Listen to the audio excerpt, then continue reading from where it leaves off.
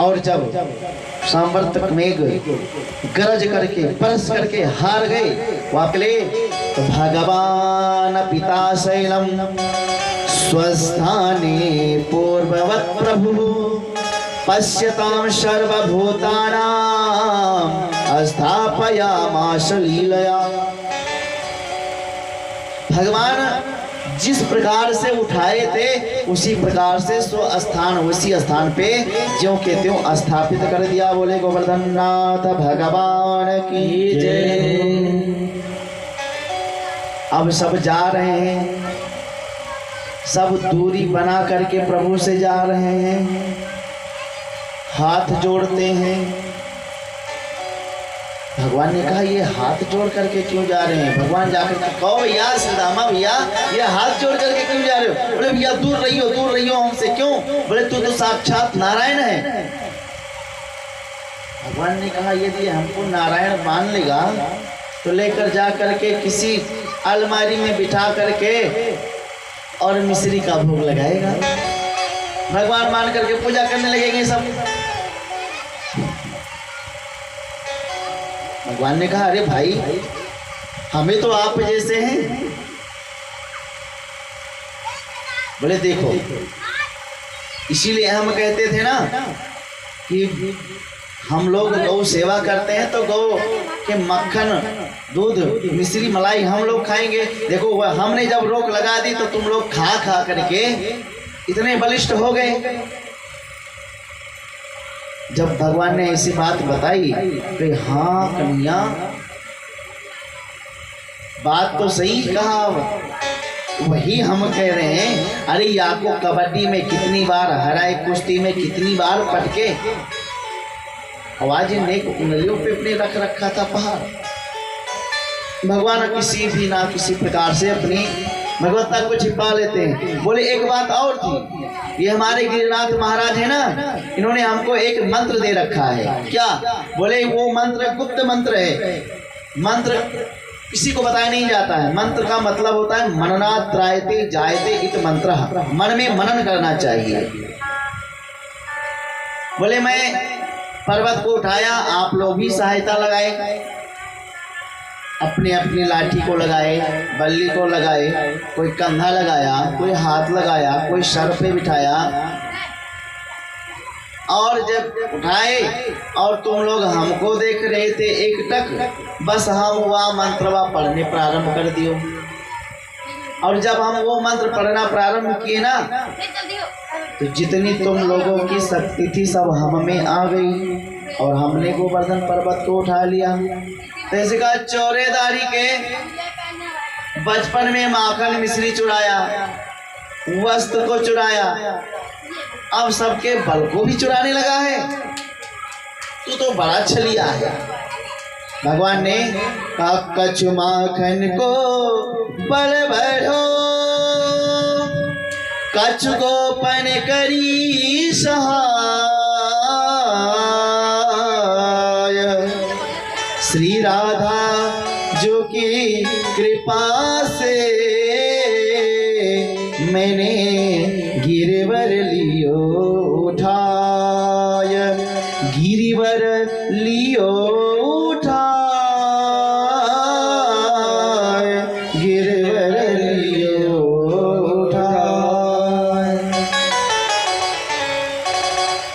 कुछ आप सबको माखन खिलाए और चोरी करके हम अधिक माखन खा लिए, उसके बल बढ़ गए।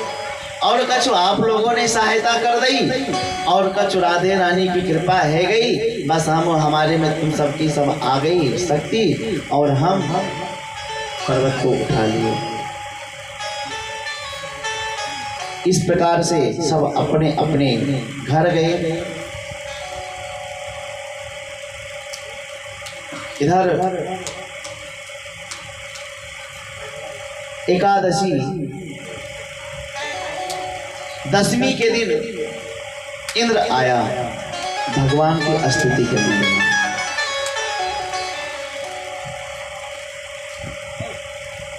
द्वितीया को तो पूजा भया,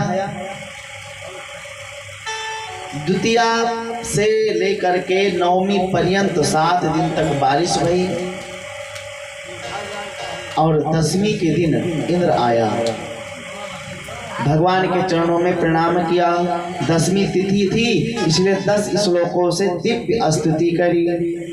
विशुद्ध सत्त्वं तव धाम शांतं, विशुद्ध सत्त्वं तव धाम शांतं, विशुद्ध सत्त्वं तव धाम शांतं, अपोमयं धस्तरजस्तस्तं,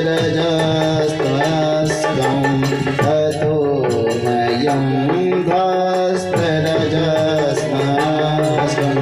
मायामयोऽयं गुणसम्प्रभायो, मायामयोऽयं गुणसम्प्रभायो, न विद्यते ते ग्रहणानुबन्धः, न विद्यते ते ग्रहणानुबन्धः, विशुद्ध सत्त्वं तव धाम शान्तं, विशुद्ध सत्त्वं तव धाम शान्तं। हे प्रभु, आप परम विशुद्ध हैं, सत्य के स्थित महापुरुष भगवान नारायण हैं।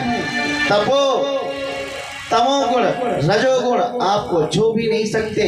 ये सारे त्रिगुणात्मक प्रपंच जो आपकी रची हुई सृष्टि द्वारा प्रवाहित हो रही है, ऐसे हे प्रभु हम आपको प्रणाम करते हैं। आप ही जगत के पिता हो, गुरु हो, सारे जगत के मालिक हो। मेरे जैसे जगदीश माननियों का मान भंग करने के लिए आपने स्वेच्छा से वपु धारण किया, प्रकट भये। हे प्रभु आपकी मैं आराधना करता हूँ, हमें आप क्षमा कीजिए। विविध प्रकार से स्तुति की। ऐसा अनुग्रह करें कि मेरी बुद्धि दोबारा इस प्रकार से मलिन ना हो और आपकी भगवत्ता मैं भूलूं नहीं, और आपकी भगवत्ता पहचान करके मैं आपके आज्ञा अनुसार कार्य करता रहूं। ऐसा अनुग्रह करे प्रभु।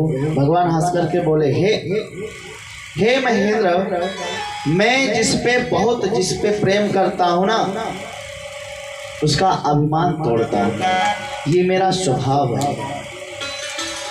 जो अभिमान ग्रस्त से ग्रसित है वो तो मुझसे बहुत दूर चला जाता है, मेरे भाव प्रभाव स्वभाव को नहीं पहचानता।